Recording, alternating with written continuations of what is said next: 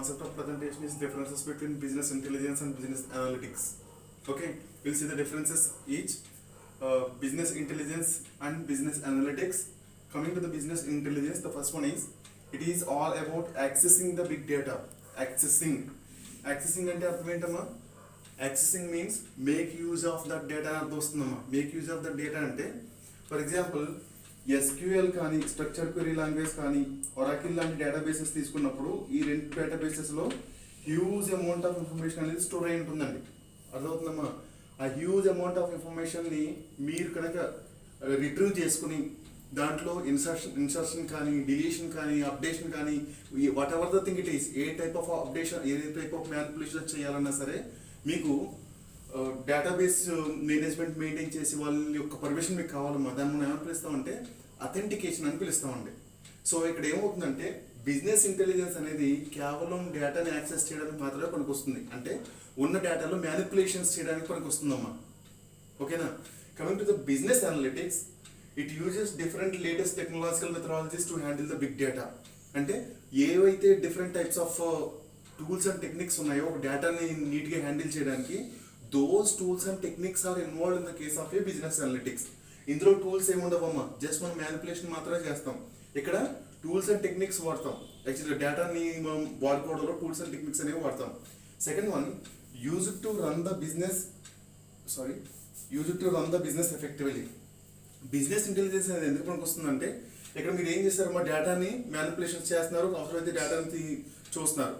అది ఎందుకు పనికి వస్తుంది? మనకి డేటా అనే దాన్ని బిజినెస్ పాయింట్ ఆఫ్ వ్యూలో ఎఫెక్టివ్లో వర్క్ చేయడానికి పనికి వస్తున్నాం. అంటే ఉన్న బిజినెస్లో ఈ డేటాని ఎంత ఎఫెక్టివ్గా మనం వాడుకోవచ్చు, దీనివల్ల యూజెస్ని ఏ విధంగా ఉపయోగించుకోవచ్చు అని మాత్రమే చెప్తుంది.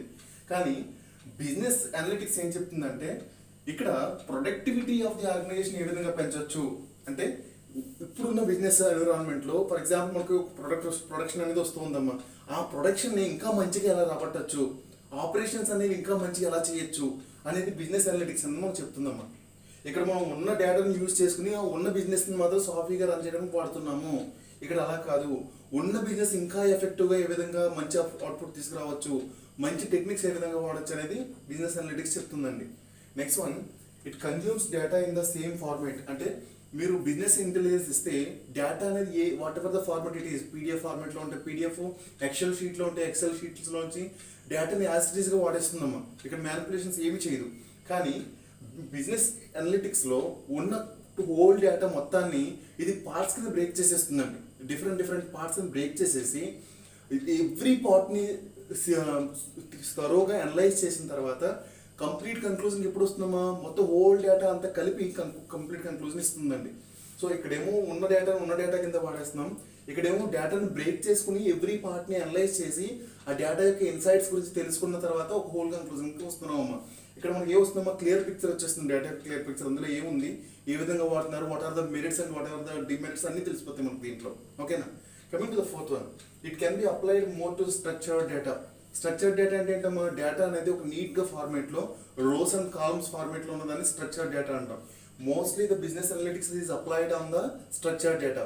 కానీ ఇక్కడ మనం బిజినెస్ ఇంటెలిజెన్స్ అనే దాన్ని స్ట్రక్చర్డ్ డేటాకి అప్లై చేస్తామమ్మా.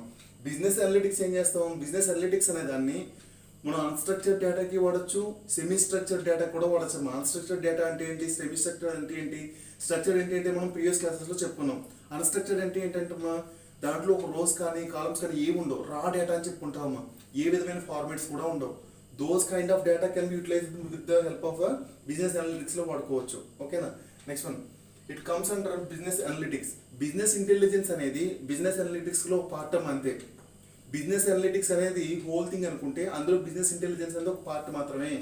కానీ బిజినెస్ అనలిటిక్స్లో ఏముంటాయమ్మా, బిజినెస్ అనలిటిక్స్ అనే దాంట్లో బిజినెస్ ఇంటెలిజెన్స్ ఉంటుంది, డేటా వేర్ హౌసింగ్ ఉంటుంది, ఇన్ఫర్మేషన్ మేనేజ్మెంట్ ఉంటుంది, ఇంకా చాలా ఉంటాయండి. యాక్చువల్గా బిజినెస్ అనలిటిక్స్ అనేది ఒక మహావృక్షం అమ్మ. అందులో ఒక వన్ ఆఫ్ ద వింగ్ ఏంటంటే బిజినెస్ ఇంటెలిజెన్స్ అంటే. ఓకేనా? Next one, business intelligence uses past and current data. Business ఇంటెలిజెన్స్లో డేటా మనం ఏదైనా రీడ్ చేస్తున్నప్పుడు లేదా డేటా అనాలిసిస్ చేస్తున్నప్పుడు ఏం వాడతాము, మనం పాస్ట్ డేటా వాడతాం, కరెంట్ డేటాను కూడా కన్సిడర్ చేస్తాం. కానీ mostly in the case of business analytics we can only make use of the past data. Past data మీద మాత్రమే సెకండరీ డేటా అని పిలుస్తామమ్మా. ఆ పాస్ట్ డేటా మీద మాత్రమే మనం ఎక్కువ డిపెండ్ అవుతాం in the case of business అనలిటిక్స్లో. ఎగ్జామినేషన్ పాయింట్ ఆఫ్ వ్యూలో ఇది ఇంపార్టెంట్ క్వశ్చన్ అమ్మా, జాగ్రత్తగా చదవండి. Okay, thank you.